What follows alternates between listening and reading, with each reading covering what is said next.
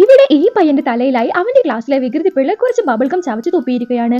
അവരുടനെ ബാത്റൂമിൽ പോയി തലയിലെ ബബിൾഗം എല്ലാം എടുക്കാൻ നോക്കിയെങ്കിലും ഒന്നും അവന്റെ കയ്യിൽ പോകുന്നില്ല. ദേഷ്യം വന്ന പയ്യൻ ഉറക്കെ അലറാൻ തുടങ്ങിയതും അവൻ ഒരുപാട് മാറ്റങ്ങൾ വരാൻ തുടങ്ങി. അവന്റെ കാലെല്ലാം വലുതായി ഷൂ കീറി പുറത്തേക്ക് വന്നു.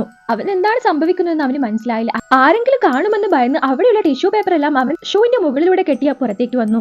അങ്ങനെ അവൻ പുറത്തേക്ക് വരുമ്പോൾ അവിടെ ഉണ്ടായിരുന്ന എല്ലാ കുട്ടികളും അവനെ കളിയാക്കാൻ തുടങ്ങി.